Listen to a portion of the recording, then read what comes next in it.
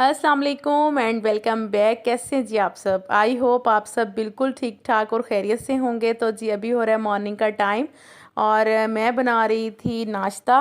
अच्छा, आज नाश्ते में मेरा दिल कर रहा था कि मैं अंडे प्याज का सालन बनाऊं और ये ना फटाफट से बनने वाली रेसिपी है, झटपट से बन जाते हैं, कोई इतनी ख़ास मेहनत नहीं करनी पड़ती। जितना टाइम आपको ऑमलेट बनाने में लगता है उतना ही टाइम जो है ना अंडे प्याज बनाने में लग जाता है। तो बस यहाँ पर मैंने क्या किया है कि 2 से 3 प्याज कट किए, उनको मैंने हल्का सा फ्राई कर लिया। यानी कि ब्राउन नहीं करना, बस हल्का हल्का सा फ्राई करना है, वाइट ही रखने हैं। तो उसके बाद मैंने इसमें ना 1 से 1.5 टमाटर डाल दिया था, हरी मिर्चें डाल दी, साथ में स्पाइसेस डाल दिए थे। स्पाइसेस वो ही जाएंगे जो रेगुलर हम खानों में यूज़ करते हैं। और उसके अलावा जो है ना मैंने 2 अंडे डाल दिए थे साथ में, और बस अपने और हस्बैंड के लिए बना रही थी, बिल्कुल थोड़ा सा, और ये बिल्कुल थोड़ा सा ही बनता है। अगर आप ज़्यादा अफराद के लिए बनाना चाहते हैं तो फिर इन चीज़ों की क्वांटिटी जो है वो फिर डबल करनी पड़ती है। तो खैर यहाँ पर सालन जो है तैयार हो गया, साथ मैंने पराठे बनाए, फिर हम लोगों ने किया नाश्ता।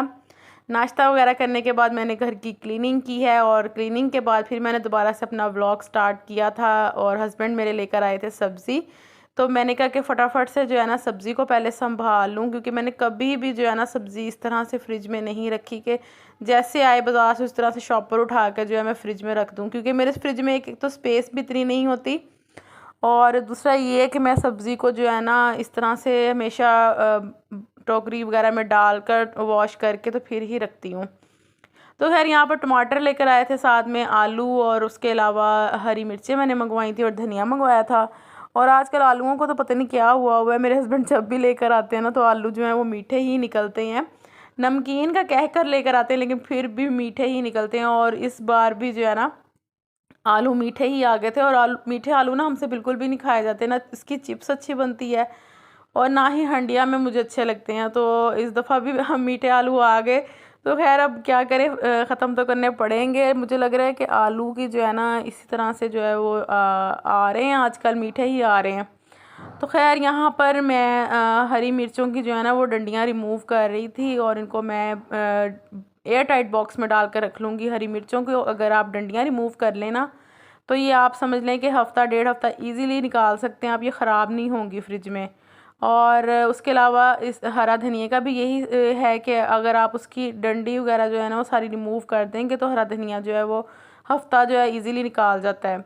तो मैं इन चीज़ों को ना सारा फिर इस तरह से सेव करके रख लेती हूँ ताकि हफ़्ता जो है मेरा आराम से गुजर जाए।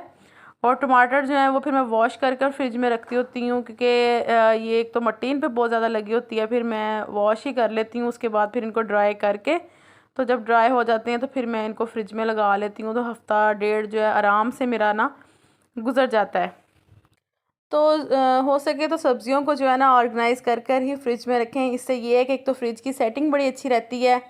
आप जब भी फ्रिज खोलते हैं तो आपको एक जो है ना ज़हनी सुकून मिलता है। ये नहीं कि फ्रिज में जो है वो खिचड़ी पकी होती है कि कोई चीज़ कहाँ और कोई चीज़ कहाँ पड़ी होती है। हर चीज़ जो है वो फिर तरतीब से रखी जाती है अगर आप सब चीज़ों को जो है ना फ्रिज में ऑर्गेनाइज़ करके रखते हैं। तो इससे ये है कि फ्रिज में जो है ना स्पेस भी काफ़ी बची रहती है, चीज़ें काफ़ी सारी जो है ना आ सकती हैं आपकी। और जी यहाँ पर मेरा सब्जियों का काम जो है वो कंप्लीट हो चुका है, और उसके बाद मैं यहाँ पर फिलिंग कर रही थी आटे की, क्योंकि आटा भी मैंने मंगवाया था बाज़ार से, और ये मैंने एक बास्केट लगाई हुई है आटे की, तो इसमें बस मैं आटा रिफ़िल करके रख दूँगी। और बस हमारी फैमिली के लिए जो है ना इतना आटा ही यानी कि काफ़ी होता है, क्योंकि अभी बच्चे छोटे हैं तो इतना ज़्यादा जो है हमारे यूज़ नहीं होता। तो खैर यहाँ पर मैं आपको ना एक टिप दूंगी बहुत अच्छी सी, कि अगर आप चाहते हैं कि आपके आटे को कीड़ा ना लगे, बचा रहे कीड़ा लगने से पूरा महीना, यानी कि 1.5-2 माह तक भी आपका आटा अगर सही रखना चाहते हैं, सूंडी या सुसरी इसको ना लगे, तो आपने क्या करना है कि जब भी आटा मंगवाना है तो इसमें ना आपने एक कड़ी पत्ता रख देना है। इससे ये होगा कि आपके आटे में जो है ना सुसरी लगेगी और ना ही इसको सूंडी लगेगी, और आटा जो है वो आपका सेव रहेगा और हेल्दी रहेगा। हेल्दी चीज़ें खाएंगे तो ये है कि आपकी सेहत भी अच्छी रहेगी। तो बस इस तरह से आप लोग भी कर लिया करें, एक कड़ी पत्ता रख लिया करें इसमें। इससे आपका आटा जो है वो पूरा महीना जो इजीली गुजर जाएगा और सेव रहेगा। तो जी बस उसके बाद मैंने अब दोपहर का खाना बनाना है, और खाने में आज मैं बना रही हूँ भिंडी गोश्त का सालन। तो बस अभी भिंडी जो है मैंने कटिंग करके तो इसको यहाँ पे फ्राई कर रही थी, और दूसरी साइड कुकर में जो है ना मैंने गोश्त जो है वो गलने के लिए रखा हुआ था। तो बस इसकी अभी भुनाई करूँगी गोश्त की, क्योंकि पानी इसमें है अभी। तो अच्छे से गोश्त की बुनाई कर लूँगी, फिर उसके बाद भिंडी फ्राई करके जो है ना गोश्त में डाल दूँगी।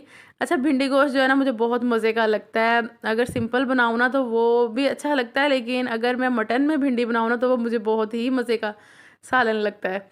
तो बस यहाँ पर साथ में रोटी बना रही थी, क्योंकि बच्चों के स्कूल से आने का टाइम हो रहा है। फिर फटाफट से जो है मुझे होता है कि मैं जो है ना अपना काम कंप्लीट कर लूँ। जैसे फिर मैं हंडिया बनाती हूँ तो साथ ही मैं फिर रोटी भी बना लेती हूँ। और यहाँ पर जी मेरा दोपहर का काम जो है वो कंप्लीट हो चुका है। उसके बाद थोड़ी देर के लिए मैंने रेस्ट किया और बच्चे फिर स्कूल से आ गए थे, फिर बच्चों ने भी थोड़ा सा रेस्ट किया। और अभी शाम का टाइम हो रहा है तो मैं बच्चों को पढ़ाने लगी हूँ, क्योंकि शाम के टाइम में मैं बच्चों को पढ़ा रही होती हूँ। और फिर उस टाइम ये होता है कि मैंने फिर कुछ और नहीं करना होता, सिर्फ बच्चों को ही टाइम देना होता है और उनको जो है ना फिर सारी जो स्टडी करवानी होती है, जो उनको डायरी मिली होती है। तो बस जी यहाँ पर बच्चों को काम करवा रही थी। और आज का व्लॉग आप लोगों को कैसा लगा मुझे कमेंट सेक्शन में ज़रूर बताइएगा। मिलूंगी नेक्स्ट वीडियो में। अपना बहुत सा ख्याल रखिएगा जी। अल्लाह हाफिज़।